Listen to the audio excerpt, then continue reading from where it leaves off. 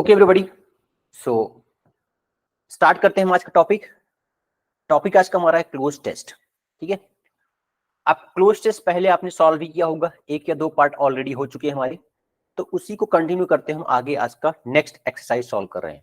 ठीक है, मैंने आपको बताया नियर अबाउट 3 to 5 क्वेश्चन आपके क्लोज टेस्ट के एग्जाम में आते ही आते हैं, 3 to 5 क्वेश्चन। ठीक, अब यहां पर देखो कि सॉल्व कैसे करते हैं। इसको सॉल्व करने का तरीका आपका ग्रामर का यूज करके आप बहुत अच्छे से सॉल्व कर सकते हो।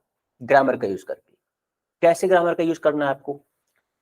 क्लोज टेस्ट होता क्या, आपको मैंने पहले बताया है कि जो एक पैराग्राफ दिया होगा आपको, उस पैराग्राफ में क्या होता है, बीच बीच में ब्लैंक दिए होते हैं। पूरा का पूरा पैराग्राफ होता है और बीच बीच में ब्लैंक दिए होंगे इस तरह से, और पूछेगा इस ब्लैंक में, ठीक है, क्या आ सकता है। ऑप्शन दिया होगा, नीचे 5 ऑप्शन दिए रहते हैं। तो क्या करना है आपको, जो ब्लैंक दिया गया है, ब्लैंक के बाद का वर्ड, ब्लैंक के पहले का वर्ड सही से आपको देखना है, उसका पार्ट ऑफ स्पीच क्या है। फर्स्ट का पार्ट ऑफ स्पीच क्या है, सेकंड का पार्ट ऑफ स्पीच क्या है। सपोज यहां पर यूज किया गया है हैज, यहां पर क्या आएगा, वर्ब की थर्ड फॉर्म आती है, आपको पता होगा। हैज है प्लस वर्ब की third form. Is am are use किया गया तो वर्ब की आईएनजी फॉर्म आ सकती है। ठीक है, तो ये आपको यहां पर ग्रामर का यूज करके आप सॉल्व कर सकते हो।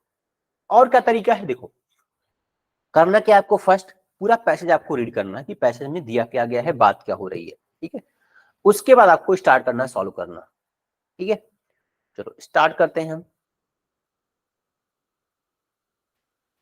फर्स्ट क्वेश्चन से। क्या दिया है फर्स्ट क्वेश्चन, देखो बोला गया इसमें, in the following passage there are blanks each of which has been numbered. These numbers are printed below the passage and against each 5 options are given. Find out the appropriate word which fit the blank appropriately to make grammatically and contextually correct sentence. ठीक है, तो यहां तक पूरा ये instruction है, ये इसमें प्रिंट हो गया है बाय मिस्टेक। ठीक है, तो हटा देते हैं इसको, कोई दिक्कत नहीं इससे। तो स्टार्ट करेंगे हम यहां से। ठीक है, सभी लोग यहां से स्टार्ट करो। इन यट अनदर साइन। ठीक, चलो देखो क्या है ये। In yet another sign of Chinese defiance of civilized norm of behavior, the belated visit of WHO team to look into the origin of coronavirus was due to the willful denial of visas, excuses to block the expert from visiting Wuhan, the city where the pandemic birthed in December 2019, were made to justify the action. China had blocked the visit of independent experts soon after the virus first came to light. More than a year later, it is doubtful if the expert will be able to gather any evidence. The Chinese authorities, either in the management of its wet market or in the immediate aftermath of the virus.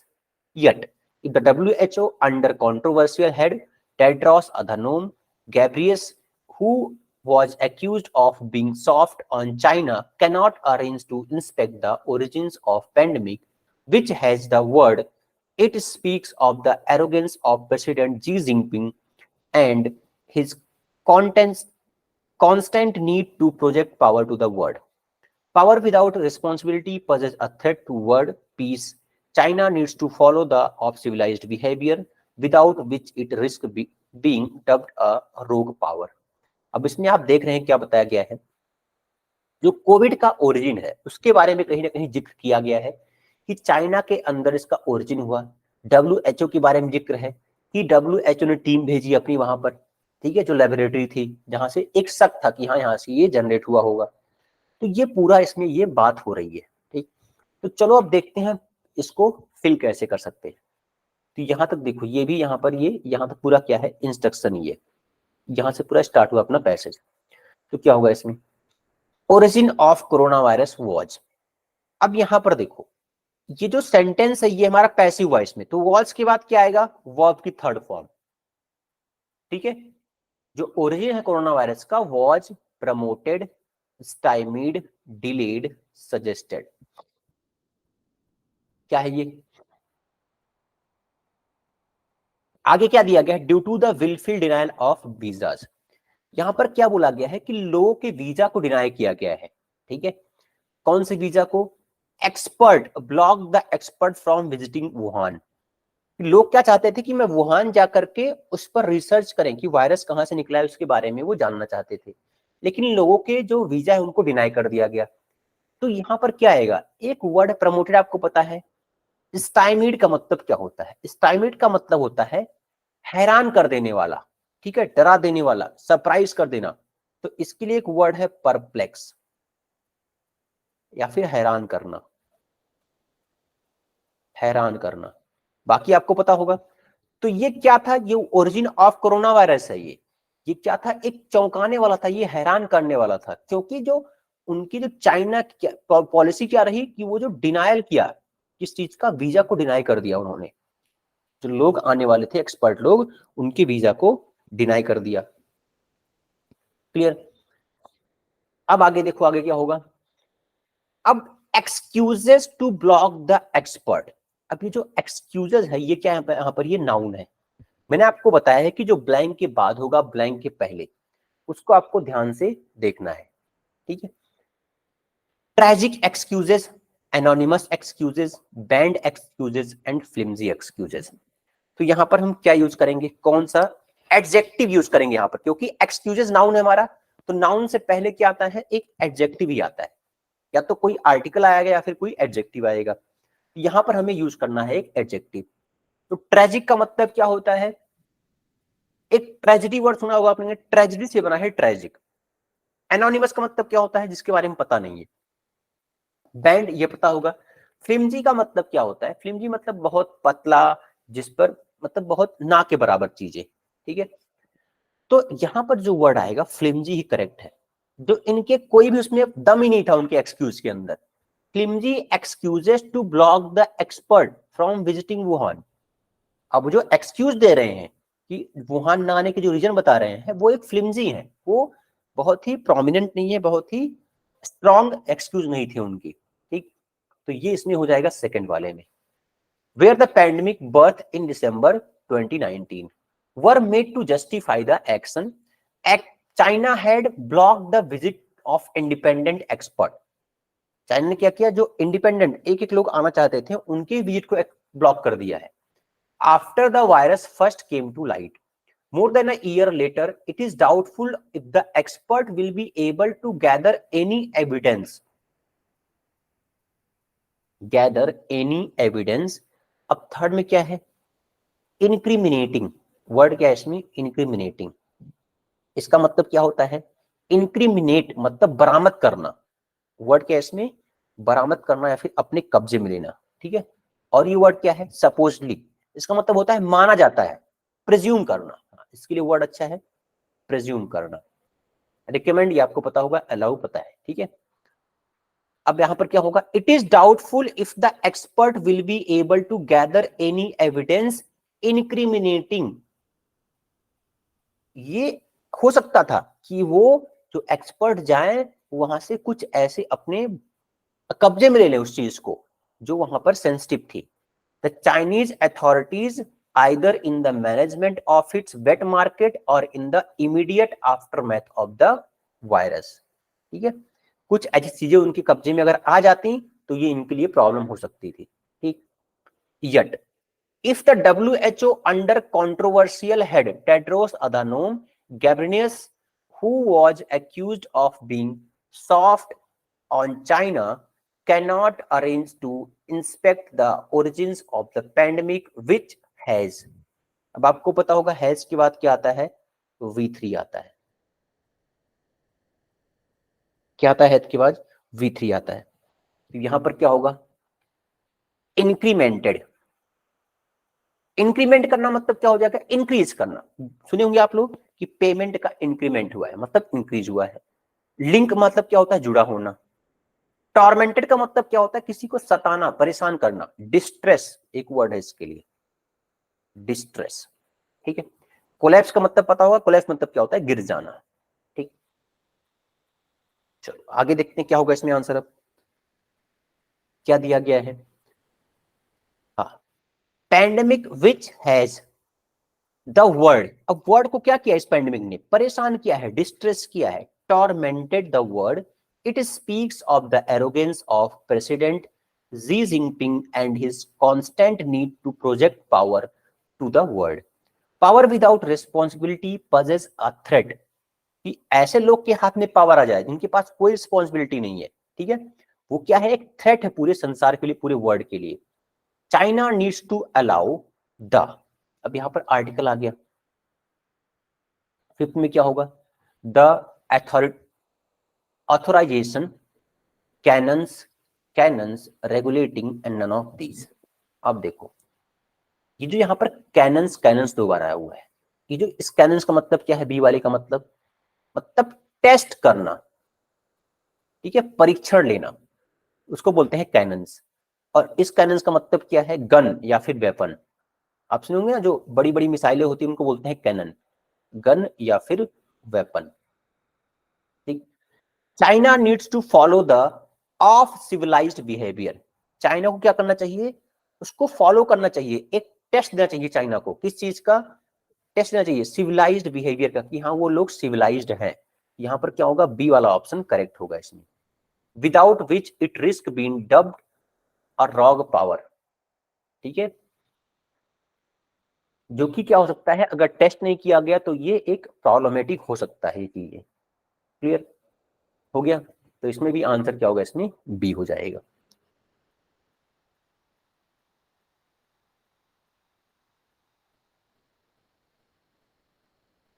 आगे सभी को समझ में, ये तो ये था हमारा फर्स्ट पैराग्राफ. ठीक. तो एक चीज आपको समझ में आएगी कि यहाँ पर इसका मीनिंग हमें क्लियर हो गया तुरंत रीड करने के बाद. यहाँ पर क्या किया है, चाइना ने लोगों को रोका है, जो एक्सपर्ट आने वाले थे उनको रोक दिया है कि आप नहीं आ सकते हमारे कंट्री में रिसर्च करने के लिए, जो कोरोना वायरस यहाँ पर ब्रोक आउट हुआ था उसका रिसर्च नहीं कर सकते आप. ठीक है. और एक चीज क्या बताएगी, जो वहां के WHO के जो वहां के चीफ है, ठीक है, नाम क्या है उनका, एडनोम गैब्रियस, ठीक है, टेड्रोस. तो उन क्या कर रहे हैं, वो चाइना को सपोर्ट कर रहे हैं, चाइना के फेवर में बोल रहे हैं वो. तो ये भी बताया गया है उसमें. ठीक. चलो ये था हमारा फर्स्ट पैराग्राफ. अब आते हैं सेकंड पर. तो चलो सेकंड में क्या होगा, चलो इसको रीड करो आप लोग.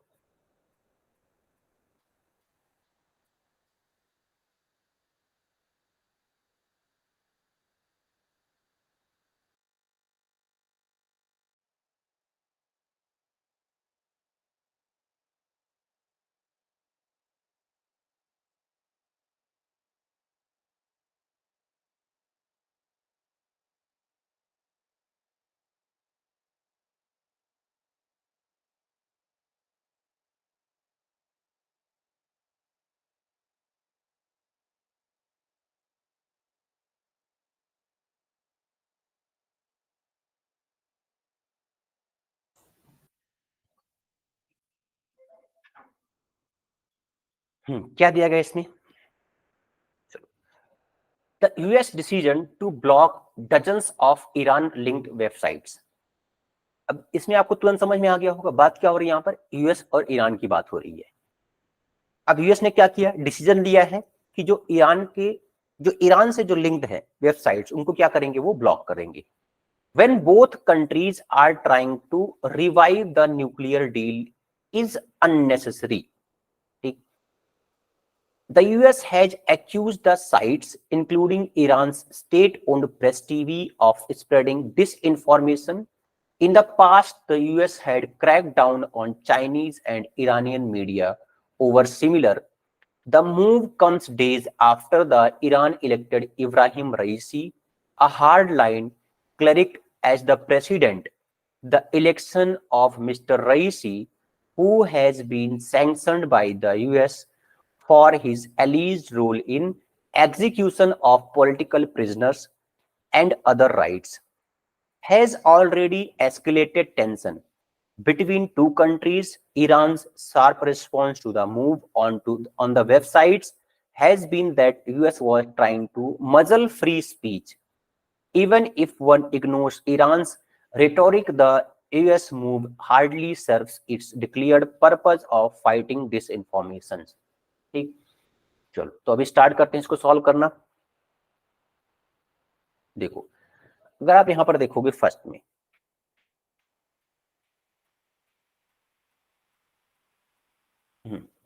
तो फर्स्ट में अगर देखोगे क्या दिया गया है, हाँ, द यूएस डिसीजन। अब एक वर्ड है इसमें, the nuclear deal is unnecessary. अभी जो अननेसेसरी वर्ड है ये एक एडजेक्टिव है। क्या ये? एडजेक्टिव। इसके बाद क्या आएगा? एक नाउन आएगा। एडजेक्टिव का यूज कहां पर करते हैं? नाउन से पहले करते हैं। बट इसमें जितने भी वर्ड दिए गए ये भी नाउन है, ये भी नाउन है, सभी इसमें नाउन दिए गए हैं। तो अभी कैसे हम इसका यूज कर सकते हैं? अब इसका मीनिंग समझना पड़ेगा, मीनिंग क्या है। अब एक वर्ड है इसमें प्रोवोकेशन। इसका मीनिंग क्या है? किसी को भड़काना। ठीक है, इसके लिए एक इडियम भी है। इडियम क्या है?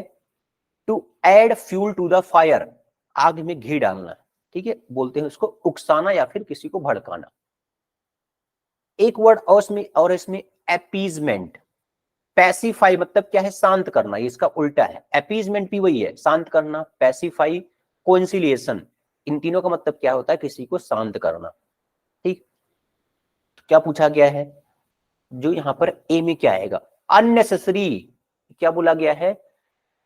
At time when both countries are trying to revive the nuclear deal is unnecessary.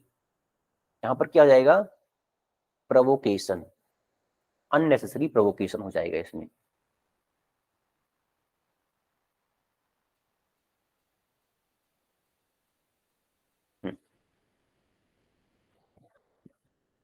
Clear?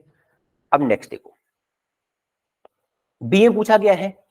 B में क्या बोला गया है? In the past the US had crack down on Chinese and Iranian media over similar acquittal allegation, हाँ, exoneration, एब्सोल्यूशंस।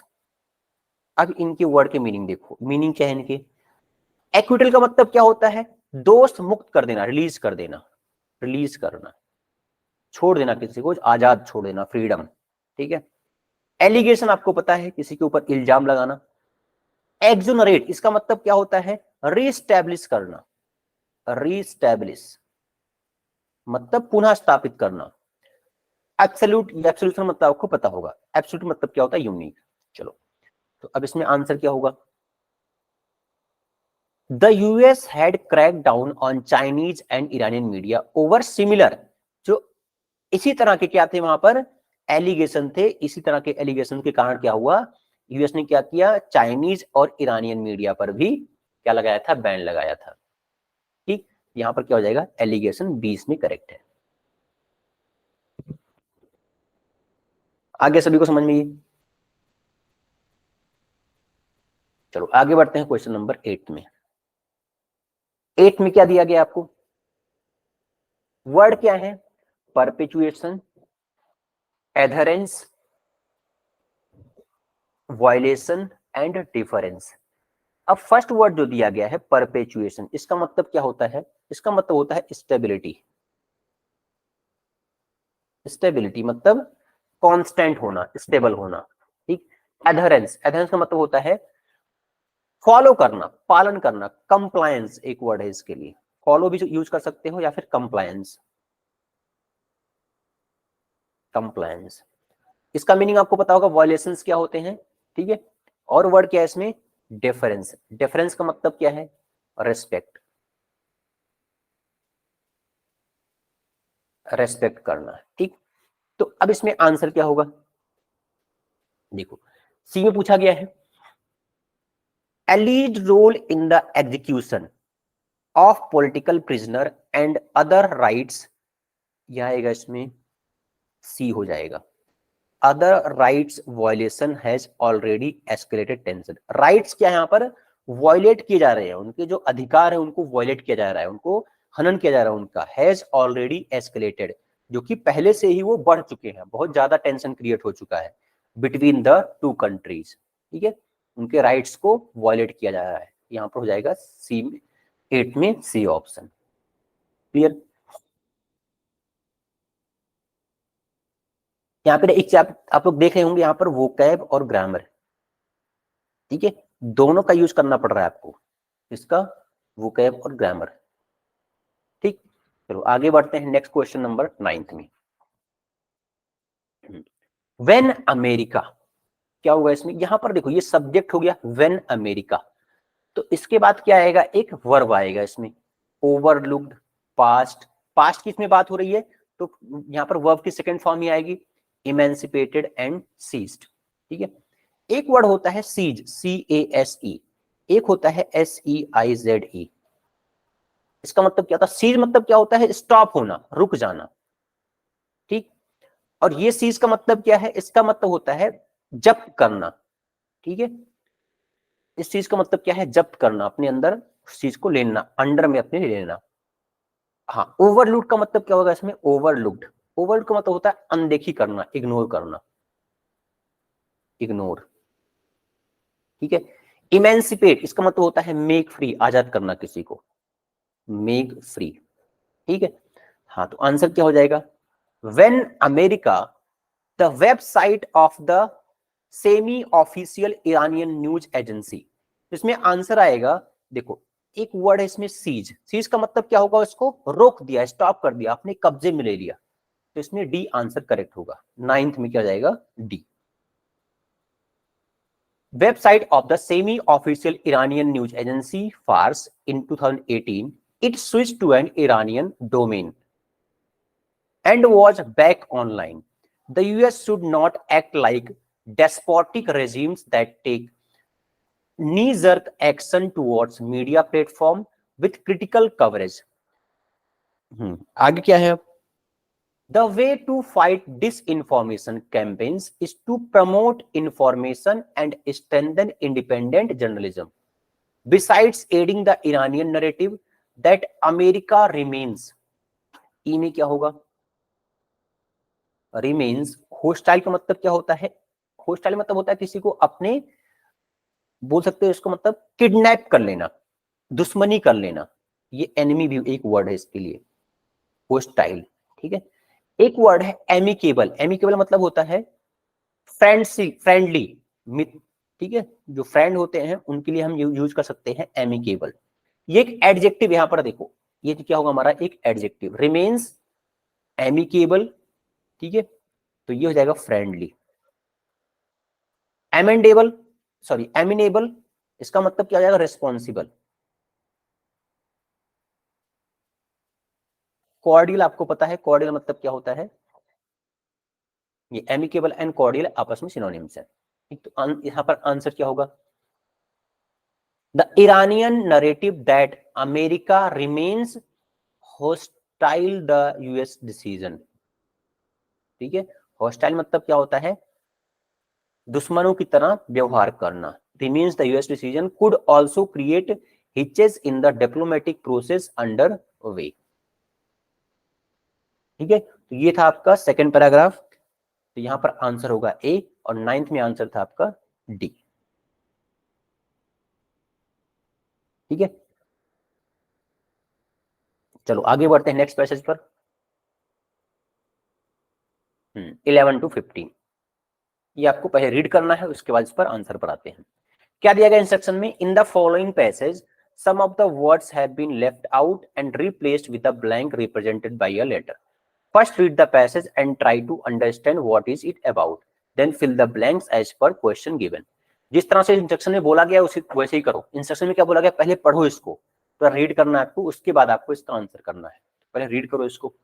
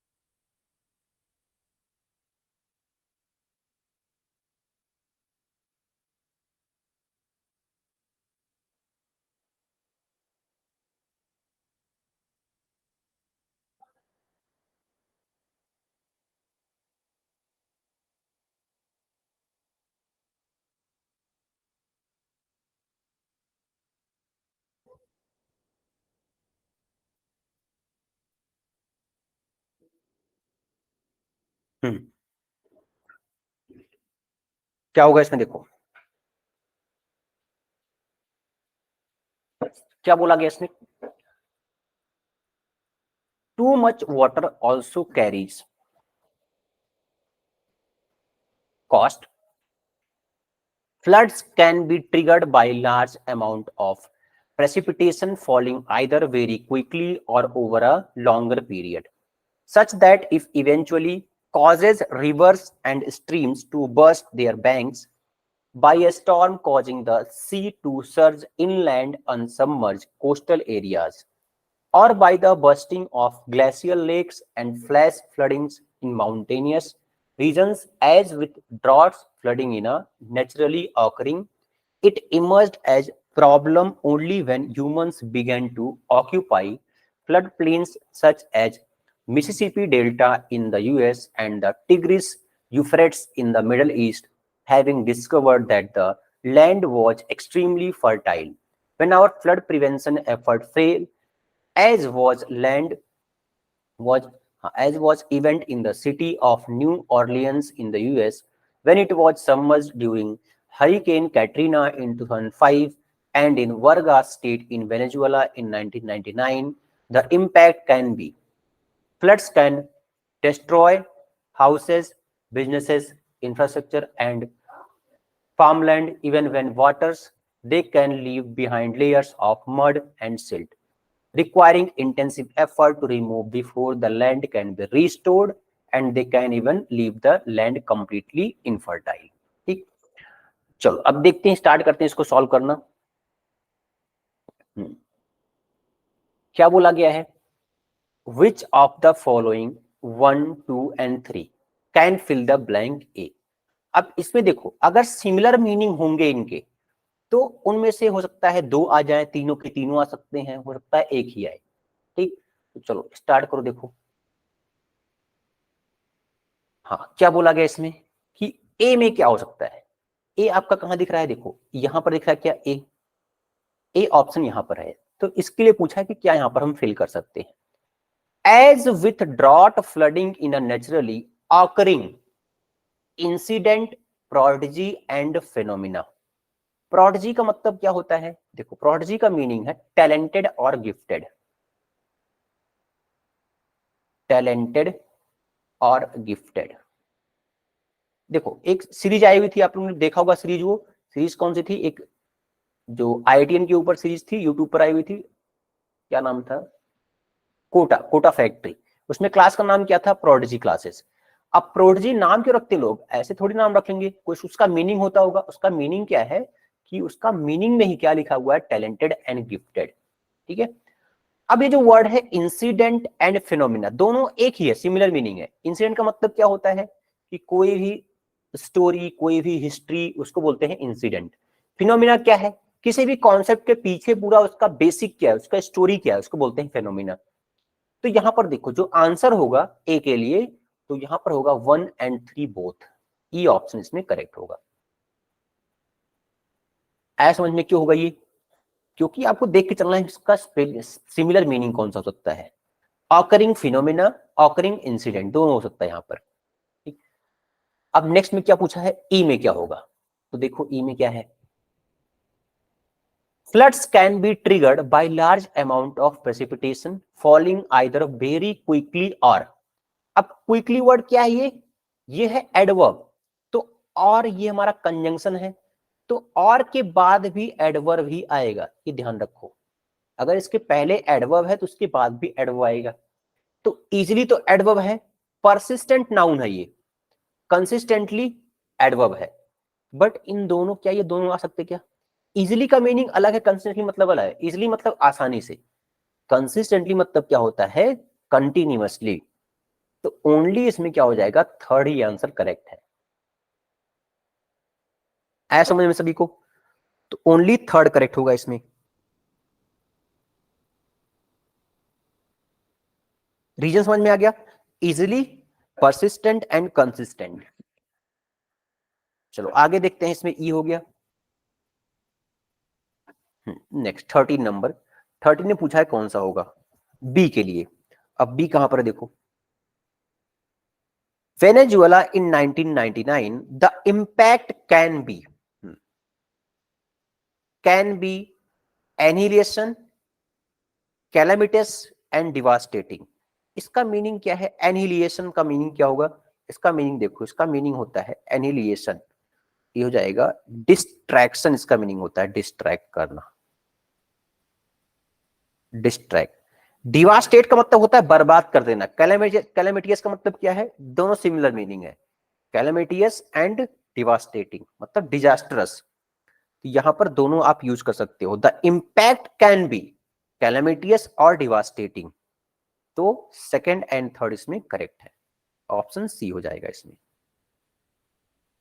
देखो important क्या यहां पर? इंपॉर्टेंट है आपको इसका मीनिंग समझना कि मीनिंग क्या होता है। ठीक है, मीनिंग के साथ साथ आपको समझना पड़ेगा कि यहां पर यूज क्या करना है। इम्पैक्ट कैन बी, इसके बाद क्या आएगा? यहां पर एक नाउन आ सकता है क्या? यहां पर एक वर्ब आएगा, डिवास्टेटिंग हो सकता है और कैलेमिटियस भी हो सकता है। ठीक है, चलो आगे बढ़ते हैं। सी के लिए पूछा है, which of the following 1 2 and 3 can fill the blank? C, C कहां पर? ये स्टार्टिंग में। ठीक, too much water also carries lucrative, profitable and efficient. अब देखो ल्यूक्रेटिव का मतलब क्या होता है? अट्रैक्ट करना, ठीक है, लालच देना किसी को। ठीक, प्रॉफिटेबल मतलब वही है, ठीक है, जो चीजें क्या है हमारे लिए फायदेमंद है वही ये ल्यूक्रेटिव भी है। इफिशियंट मतलब क्या है? वही, इफिशियंट मतलब क्या है कि जो अच्छी चीजें हैं, स्ट्रांग है, उनको बोलते हैं इफिशियंट। तो आंसर क्या होगा इसमें? तीनों के तीनों करेक्ट है इसमें। Carries, lucrative, profitable and efficient, 1 2 and 3। Just a second, इनमें से देखो lucrative, carries, also carries, cost word आया इसमें, cost. Lucrative cost, profitable cost नहीं, इनमें से नहीं आ सकता। देखो मीनिंग तो सिमिलर सबके, सभी का सिमिलर मीनिंग्स है, बट यूज क्या करेंगे इनमें से? हम तीनों में से कैरीज, देखो ये तो निगेटिव हमें यूज करना पड़ेगा, क्योंकि यहाँ पर टू मच वाटर, जो बहुत ज्यादा वाटर है, क्या कैरी करता है वो किस टाइप का कॉस्ट होगा? एक बैड वर्ड यहाँ पर, मतलब एक निगेटिव वर्ड यूज करेंगे हम। ठीक, ये सब क्या है? पॉजिटिव वर्ड है, इनका यूज नहीं कर सकते हम। तो यहाँ पर क्या होगा? आंसर नन हो जाएगा, नन, 1 2 एंड 3। ठीक है, तो देखो यहाँ पर आपको कॉन्टेक्स्ट समझना पड़ेगा कि यहाँ पर क्या दिया है, कॉस्ट की बात हो रही है, और स्टार्टिंग में टू मच वाटर, ये एक निगेटिव है। ठीक, तो यहाँ भी हम एक निगेटिव क्या यूज करेंगे? एडजेक्टिव यूज करेंगे, बट ये कोई निगेटिव नहीं है, सभी के सभी पॉजिटिव है। चलो आगे देखते हैं हम।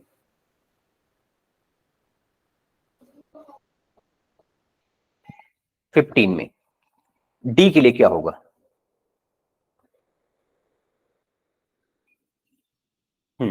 डी में क्या दिया गया है? Even when water they can leave behind layers. Water क्या बोला यहाँ पर? वाटर जब पीछे होते हैं, पीछे मतलब जब पूरा पानी भरा होता है पूरा ऊपर तक, और जब खुद को पीछे लेकर के आते हैं वो behind layer of mud and silt, तो मड और सिल्ट वो छोड़ करके जाते हैं। यहाँ पर क्या होगा? रिट्रीट का मतलब होता है पीछे होना, रिसीट का मतलब होता है ये भी डिक्रीज होना, सब साइड, ये भी कम, इसका मतलब क्या है? साइड होना। सबका यहाँ पर क्या है? सबकी मीनिंग सेम है। ठीक है, तीनों के तीनों, ऑल 1 2 एंड 3। ठीक है, क्लियर? यहां पर तीनों का यूज कर सकते हो आप।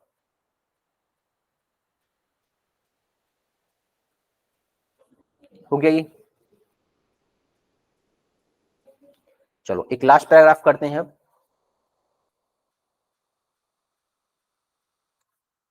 हाँ, अभी आपके सामने दिया गया पैराग्राफ, इसको रीड करना है आपको, उसके बाद हम इसको स्टार्ट करेंगे सॉल्व करना। रीड करो इसको।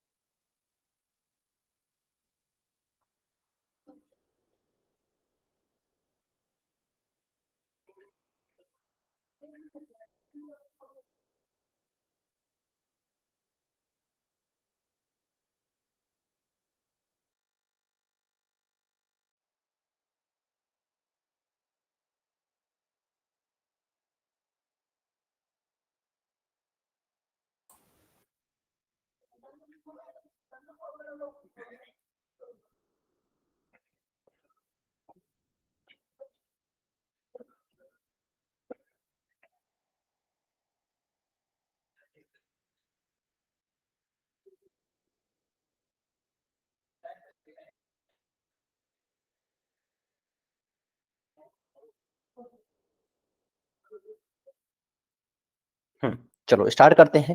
क्या दिया गया इसमें देखो। In a world filled with about mass shootings and terrorist attacks, it's easy to wonder what's wrong with people these days. That's a fair question. One study by the University Michigan in 2010 seems to suggest we are collectively becoming less considerate. After college student lead researchers Sarah Conrath discovered a 40% decline in empathy, the ability to relate to perspectives and feelings of other over the previous 30 years. Conrath and her team attributed his trend to an overall spike in individualism and material self-interest. They linked it to a waning inclination to show concern for other and adopt their perspectives. While this rate of decline appeared to be relatively between 1979 and 1999, it nearly tripled after the year 2000. That study started a public conversation about whether we are collectively becoming more heartless in general. ठीक है, अब इसमें क्या बताया गया है, लोगों के जो बिहेवियर चेंज हो रहे हैं उसके बारे में बताया गया है इसमें। ठीक है, तो चलो स्टार्ट करते हैं फर्स्ट से। क्या दिया गया है, इन अ वर्ड फिल्ड विथ। अब ये विथ वर्ड क्या है, एक प्रीपोजिशन है। अब प्रीपोजिशन के बाद क्या आता है, कहां पर यूज करते हैं प्रीपोजिशन का, एक नाउन से पहले मोस्टली यूज करते हैं। ठीक है, filled with jealousy, knowledge, headlines, activity. अब ये जो वर्ड है किस चीज से भरा हुआ है, वो अबाउट मास शूटिंग। वर्ड का मतलब क्या है, जो हमेशा हमें न्यूज सुनाई दे रही है, जो हेडलाइंस आ रहे हैं किस चीज के आ रहे हैं, मास शूटिंग्स के, टेरर अटैक्स के, इन सब के हेडलाइंस या फिर न्यूज हमें मिल रहे हैं। तो यहां पर आंसर क्या होगा, यहां पर आंसर आएगा हेडलाइंस। ठीक है, समझ गए इसको। बाकी का मीनिंग आपको पता है, जेलसी, ईर्ष्या करना, नॉलेज, एक्टिविटी। ठीक है, वर्ड इसमें कोई डिफिकल्ट नहीं है, तो आंसर हो जाएगा इसमें सी। चलो 17 में देखते हैं। It's easy to wonder. Wonder का मतलब होता है चौंक जाना, सरप्राइज होना। What's wrong with people these days, कि लोगों के साथ आजकल क्या हो गया है। That's a fair question. One study, एक स्टडी ने यहां पर क्या बताया, by the university of Michigan. Study क्या होती है, रिलीज की गई, प्रमोट की गई, एनलाइटेंड, एम्पावर्ड। तो द स्टडी यहां पर हमें यूज करना है वर्ब। ये पास्ट की बात हो रही है तो वर्ब की सेकंड फॉर्म यूज करेंगे, बट सभी में वर्ब की सेकंड फॉर्म है। यहां पर क्या होगा, जो स्टडी रिलीज की गई है तो सिंपल है, released by the university of Michigan in 2010 seems to suggest we are collectively becoming less considerate। ठीक है, बाकी वर्ड क्या है इसमें, प्रमोटेड, एनलाइटेड मतलब किसी को अच्छी चीजें बताना, किसी को मतलब उसकी नॉलेज में उसको इजाफा करना, उसको बोलते हैं एनलाइटेड। एम्पावर्ड, ये सब सिंपल मीनिंग है, ये भी समझ गए होंगे आप लोग। ठीक, चलो आगे बढ़ते हैं नेक्स्ट क्वेश्चन पर। क्वेश्चन नंबर 18 क्या दिया गया इसमें, देखो, we are collectively becoming less considerate after. After के बाद क्या आएगा, यहां पर एक वर्ब आएगा। ठीक है, आफ्टर के बाद क्या होगा, यहां पर वर्ब होगा। Analyse, surveying, study and finding. College student, lead researcher. अब जो रिसर्च लोग क्या करते हैं, वो एक सर्वे करते हैं। ठीक है, सर्वे करने के बाद उनको चीजें मिलती हैं। ठीक, तो यहां पर क्या होगा, देखो मैं आपको बताया, अगर कोई प्रीपोजिशन के बाद कोई वर्ब आ रहा है, प्रेपोजिशन के बाद कोई वर्ब अगर आ रहा है, तो हमेशा वर्ब की आईएनजी फॉर्म यूज करते हैं। क्या यूज करेंगे हम, वर्ब की आईएनजी फॉर्म यूज करेंगे। एक्सेप्ट टू, क्योंकि टू के साथ हमेशा क्या यूज करना है आपको, वर्ब की फर्स्ट फॉर्म यूज करना है। अदर देन टू कोई भी वर्ब आया, आफ्टर, ऑन, इन, हमेशा इनकी बात क्या होता है, वर्ब की आईएनजी फॉर्म यूज करना है आपको। ठीक, यहां पर क्या होगा आंसर, यहां पर आंसर होगा surveying. After surveying college student, उनके ऊपर सर्वे किया, lead researcher Sara Konrath discovered a 40% decline in apathy.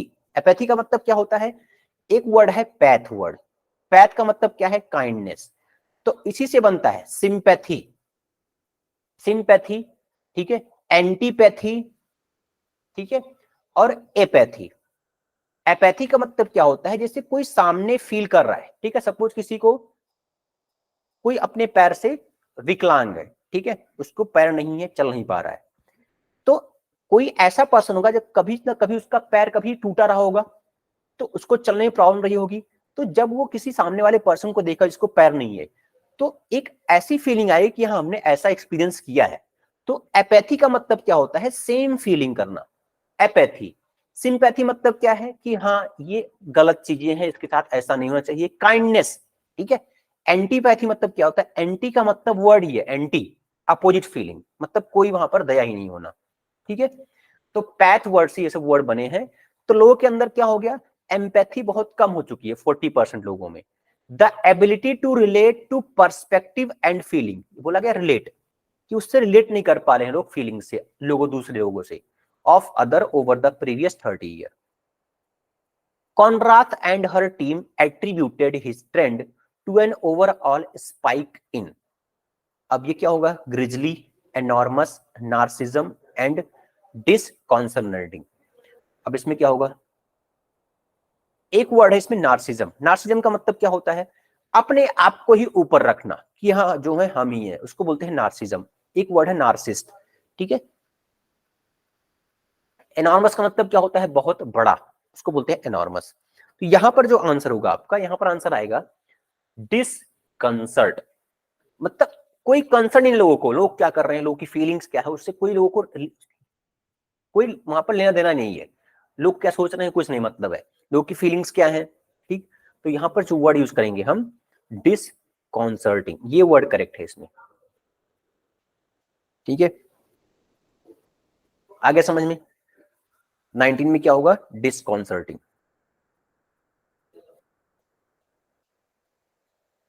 चलो आगे बढ़ते हैं नेक्स्ट क्वेश्चन पर, 20 नंबर। 20 में क्या है, क्या दिया गया है, while this rate of decline appear to be relatively, अभी relatively वर्ड क्या है, ये एडवर्ब है, इसके बाद क्या आएगा, एक वर्ब आएगा, ठीक है, fluctuate, stable, understandable and easy.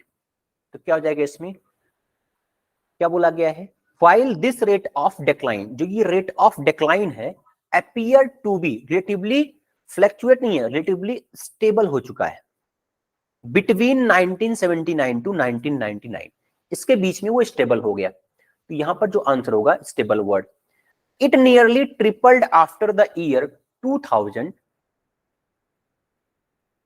That study started a public conversation about whether we are collectively becoming more heartless in general। क्या हम, ये ऐसा स्टडी बताया गया कि क्या हम आजकल मोर हार्टलेस, मतलब काइंडनेस जो क्वालिटी हमारी उसको छोड़ते जा रहे हैं क्या, ठीक है। तो इसमें जो आंसर होगा बी हो जाएगा इसमें आंसर, ठीक है। काफी अच्छा पैराग्राफ था ये। फ्लक्चुएट मतलब क्या होता है, चेंज होते रहना। अंडरस्टैंडेबल, जिसको हम अंडरस्टैंड कर सकते हैं, समझ सकते हैं। देखो लास्ट में अगर वर्ड आ गया एबल, एबल मतलब क्या होता है, ये एडजेक्टिव, ये ध्यान रखो, ठीक है। अंडरस्टैंडेबल, कैपेबल, अनेबल, ये सब क्या है, एक एडजेक्टिव है, ठीक। तो आंसर क्या होगा इसमें, आंसर हो जाएगा बी, ठीक। चलो ये था हमारा। देखो एक चीज आपने क्या देखा होगा इसमें, कि जितने भी हमने सॉल्व किए यहाँ पर क्वेश्चन, ठीक है, आइदर 16, 17, 18, स्टार्टिंग से ही जितने भी क्वेश्चन हमने सॉल्व किए हैं, तो वो क्वेश्चन क्या दिखे आपको, दो तरीके से हमने सॉल्व किए, एक तो ग्रामर भी हमने यूज किया है, दूसरा क्या यूज किया हमने यहाँ पर, दूसरा हमने रीडिंग का भी यहाँ पर एक तरीका अपनाया है, उससे भी हमने यहाँ पर उसके मीनिंग निकाले, ठीक है। तो ये था आपका आज का सेशन, ठीक है। चलिए ठीक है, यहाँ पर अभी क्लोज करते हैं, थैंक यू।